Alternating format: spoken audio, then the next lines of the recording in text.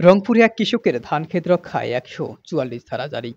রংপুর মহানগরের বাহারকাসনা হাজী খামার এলাকায় এক কৃষকের ৩৬% ধানক্ষেতে জমির উপর ১৪৪ ধারা জারি করেছেন রংপুরের বিজ্ঞ অতিরিক্ত জেলা ম্যাজিস্ট্রেট আদালত।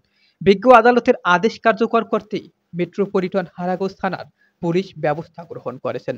ওই জমি নিয়ে বিরোধ শান্তি ভঙ্গের সম্ভাবনা থাকায় মোহাম্মদ ওসমান আলীর আবেদনের পরিপ্রেক্ষিতে আদালতে আদেশ দেন।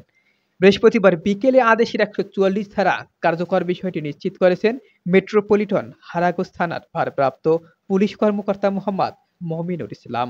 তিনি জানান, যাতে শান্তি ভঙ্গ না হয় এজন্য আদালতের আদেশ পেয়ে যথাযথ ব্যবস্থা গ্রহণ করা হয়েছে। সেই সাথে ভূমি কর্মকর্তার তদন্ত প্রতিবেদন আদালতে প্রদান না করা হওয়া পর্যন্ত ১৪৪ ধারা বলবৎ থাকবে। জানা যায়, রংপুর মহানগরীর ৯ নং ওয়ার্ডের বাহারকাসনা এলাকায় মৃত ইসমাইল হোসেনের পুত্র মোহাম্মদ ওসমান আলীর পৈতৃক সূত্রে ৩৬% জমির মালিক হন এবং ওই জমি অনেক দিন ধরেই চাষাবাদ করে আসছেন। চলতি বছরে আর্থিক সংকটের কারণে ওসমান আলী জমি বিক্রির জন্য খদ্দের সন্ধান করছেন। এক সময় কাগজ উঠাতে গিয়ে দেখেন ৯২ সালের RS খতিয়ানে মরহুম মকসুদার নামের অন্তর্ভুক্ত হয়েছে। তারপর ওসমান আলী RS রেকর্ড সংশোধনীর জন্য বিজ্ঞ আদালতে মামলা করেন। মামলাটি বিচারাধীন থাকা অবস্থায় গত ৩০শে সেপ্টেম্বর মরহুম মকসুদা খাতুনের হয়ে একটি সংঘবদ্ধ চক্র সাইনবোর্ড টাঙিয়ে জমি দখলের পায়তারা করছেন। কিন্তু ওই জমির উপরে ১৪৪ ধারা জারি হলে চক্রটির পরিকল্পনা ভেস্তে যায়। ওসমান আলী জানান, এ ঘটনায় তিনি পরিবার পরিজন নিয়ে নিরাপত্তাহীনতায় ভুগছেন।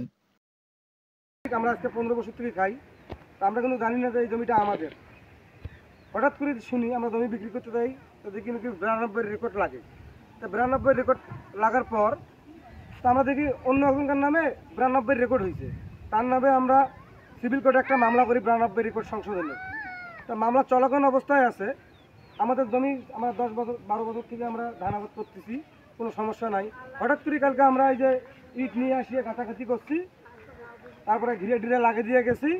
এই আমাদের পাশের গ্রামের মাপু ওনারা ছেলেপেলে নিয়ে আসি, আমরা চিনি না, হেলমেট পাইনি সবগুলো, আমরা চিনি না, ঘিরে ঢিরে ফেলে দিয়ে একদম অবস্থা আমাদের ধান ক্ষেত কাটিয়ে অবস্থা খারাপ। তা আমরা মহানগর আমরা SP সাহেবের কাছে জানতে চাই যে গরিবের কি বিচার নাই, আমাদের পুলিশ কমিশনার কাছে বিচার চাই।